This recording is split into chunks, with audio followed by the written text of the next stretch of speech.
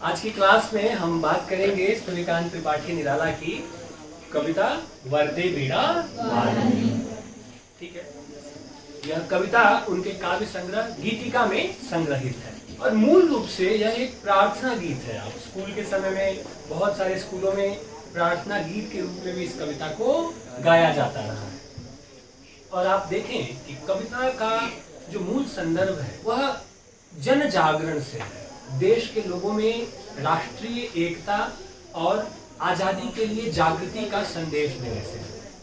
हम लगातार आधुनिक हिंदी कविता में एक के बाद एक आधुनिक काल, भारतेंदु युग, फिर द्विवेदी युग, फिर छायावाद, हर दौर के कुछ कुछ कवियों को हम पढ़ते हुए आ रहे हैं ना। yes, आप देखें कि किस तरह से भारतेंदु के बाद फिर द्विवेदी युग, द्विवेदी के बाद फिर छायावाद, कैसे जो राष्ट्रीय अस्मिता या राष्ट्रीय स्वतंत्रता की भावना जो है वह धीरे धीरे कवि उस पर और अधिक जोर देते हुए चले जा रहे हैं।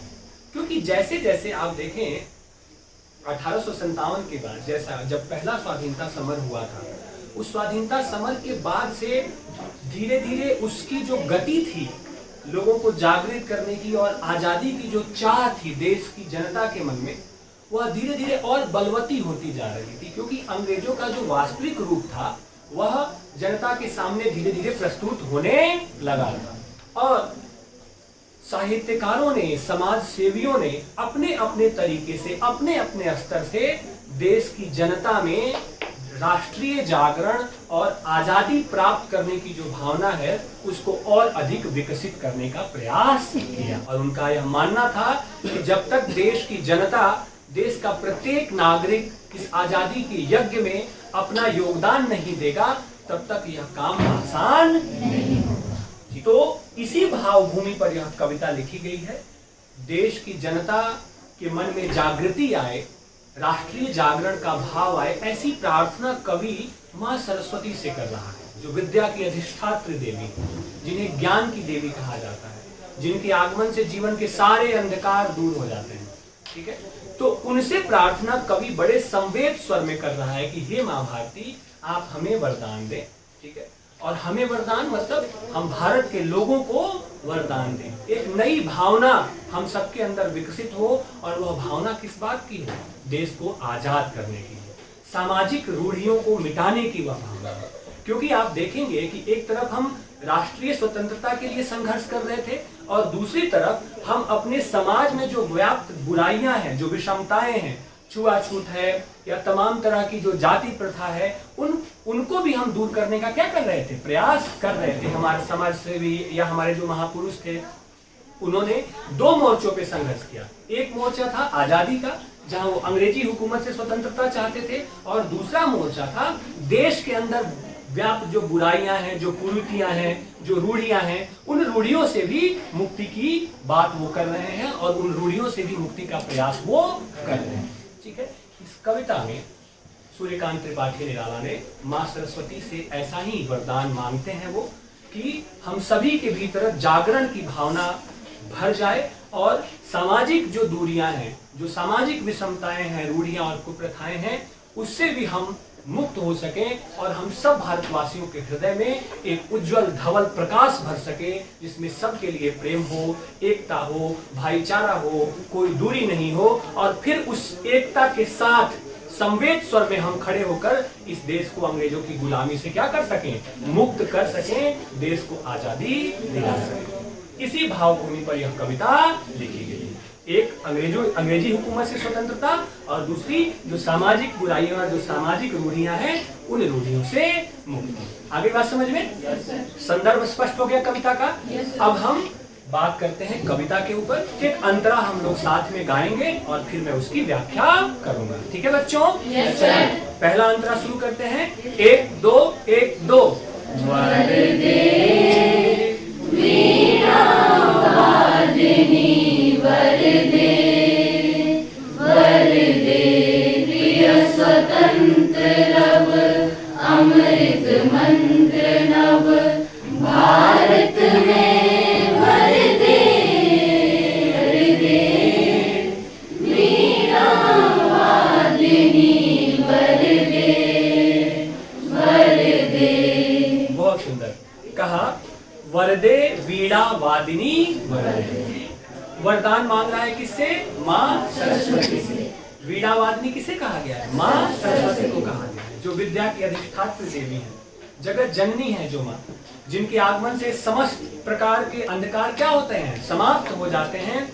उनसे वरदान मांगा कि हे माँ शारदे, आपने बहुत सारे वरदान दिए अपने बच्चों को, बड़े सारे उपकार आपने किए, लेकिन आज जो मैं वरदान मांग रहा हूँ वह कुछ अलग किस्म का वरदान है।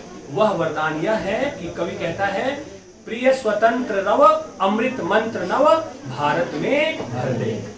रव कहते हैं ध्वनि, कि स्वतंत्रता रूपी जो प्रिय ध्वनि है, जिसे हम सब सुनना चाहते हैं, हम सब के हृदय में जो ध्वनि गुंजायमान होनी चाहिए, स्वतंत्रता की चाहत की जो ध्वनि हम सब भारतवासियों के हृदय में जो ध्वनि गुंजायमान होनी चाहिए, उसे अमृत मंत्र के समान, एक नए अमृत मंत्र के समान उस प्रिय स्वतंत्रता रूपी ध्वनि को सबके हृदय में क्या कर दो? भर दो। हे माँ भारती, हमें यह वरदान दो। ठीक है, यानी कि कवि जन जन के हृदय में स्वतंत्रता प्राप्ति की जो एक प्रिय आकांक्षा है, उस आकांक्षा को एक अमृत मंत्र के समान, एक नवीन अमृत मंत्र के समान भर देना चाहता है। और अमृत का अर्थ होता है जो अमरता को प्रदान करे, जो अमिट हो, यानी कि यह जो चाह है स्वतंत्रता प्राप्ति की, जो प्रिय चाह है, वह अमिट हो, क्षणिक ना हो, इतनी बलवती हो, इतनी तीव्र हो कि जब तक यह उद्देश्य प्राप्त न हो, उद्देश्य किस चीज का? आजादी प्राप्त करने का यह उद्देश्य प्राप्त न हो, तब तक देश का प्रत्येक व्यक्ति, देश का प्रत्येक नागरिक इस भाव से गहराई से भरा हो और आजादी प्राप्त करने की दिशा में अपना अपना योगदान दे रहा हो, या योगदान देने के बारे में वह गंभीरता पूर्वक सोच रहा हो। हमें ऐसा वरदान दे। स्पष्ट है मेरे प्यारे बच्चों?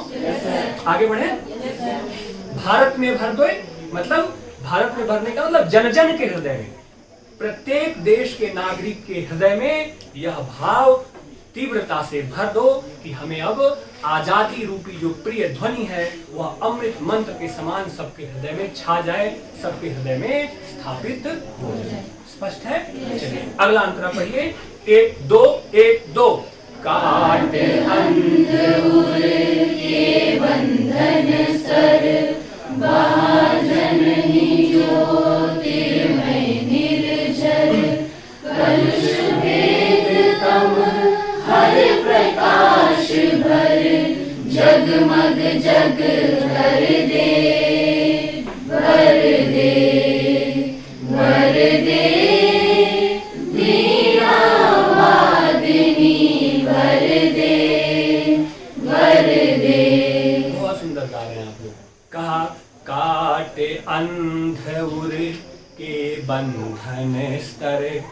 उर कहते हैं हृदय को, यानी कि हृदय में, हम सबके हृदय में जो अंधकार विराजमान है, और उस अंधकार रूपी जो बंधन है, उसके कई सारे स्तर हैं।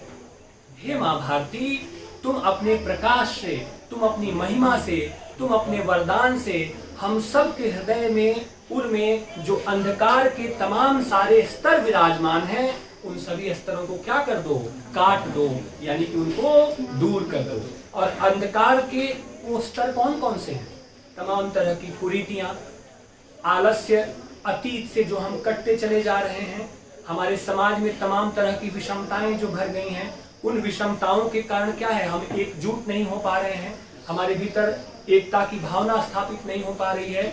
तुम ऐसा वरदान दो कि वो हम सबके हृदय में जो एक अंधकार व्याप्त है, अंधकार के कई सारे स्तर, जिन स्तरों ने हमें एक तरह से बंधक बना लिया है, हमारे हृदय को उन्मुक्त नहीं छोड़ा है, हम उस राष्ट्रीय चिंतन और राष्ट्रीय अस्मिता और राष्ट्र गौरव के बारे में उन्मुक्त होकर सोच नहीं पा रहे हैं, क्योंकि हम सबके हृदय में क्या है? अंधकार भरा हुआ है, रूढ़ियां भरी हुई हैं, कुरीतियां और विषमताएं भरी हुई हैं। हे माँ भारती, तुम उन सभी अंधकारों को दूर कर दो। और बहा जननी ज्योतिर्मय निर्झर, और हे माँ जननी ज्योतिर्मय निर्झर, यानी कि प्रकाश का झरना हम सब के हृदय में बहा दो, ज्ञान का प्रकाश हम सब के हृदय में भर दो, ताकि उस ज्ञान के प्रकाश से कलुष भेद तम हर प्रकाश भर जगमग जग कर दे, ताकि उस प्रकाश से हम सबके भीतर हृदय में जो कालिक है, जो कालिमा है, जो अंधकार है,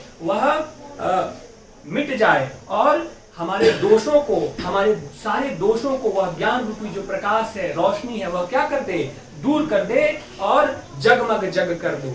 और सिर्फ हम भारतवासियों के ही नहीं, संपूर्ण विश्व के हृदय में यह जो अंधकार है, जो बुराइयां हैं, जो कलुष हैं, वो सब कुछ दूर हो जाए, ऐसी प्रार्थना कवि कर रहा है। यानी कि कवि यहाँ कहता है कि ऐसा वरदान दो कि तुम्हारे ज्ञान के प्रकाश से हम सब का हृदय तो निर्मल हो ही, हम सब के भीतर जो अंधकार है, जो बंधन के तमाम सारे स्तर हैं, कलुष है, वो सब तो दूर हो ही, एक निर्झर प्रकाश ज्ञान का हमारे भीतर तो फैले ही, यह ज्ञान का प्रकाश हमसे आगे दुनिया तक ले जाए। जब हम सुधरेंगे, जग सुधरेगा। जब हम उस निर्मल प्रकाश से प्रकाशित हो सकेंगे तो हम पूरी दुनिया को भी क्या कर सकेंगे, प्रकाशित कर सकेंगे। क्योंकि आप देखेंगे कि बार बार कवियों ने भारत की उस महान विरासत और परंपरा को याद किया है कि जो कहते हैं कि संपूर्ण विश्व में ज्ञान का प्रकाश कहाँ से फैला, हम भारतवासियों से ही फैला। लेकिन आज हम ही लोग, हमारा ही हृदय अंधकार से भरा हुआ है, इसलिए पहले यह अंधकार दूर हो ताकि हम पूरी दुनिया में ज्ञान की रोशनी फैला सके। स्पष्ट है? कोई दिक्कत तो नहीं आई?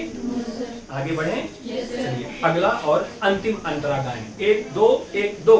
नव गति नव लय ताल छंद नव, नवल कंठ नव जलद मंद्र रव, नव नव के नव बृहद वृंद को, नव कर नव स्वर दे, वर दे, वर दे, वीणा वादिनी वर दे, वर दे। बहुत सुंदर, बहुत अच्छा कहा। नव गति नव लय ताल छंद नव, नई गति, नई लय, ताल भी नई और छंद भी नया।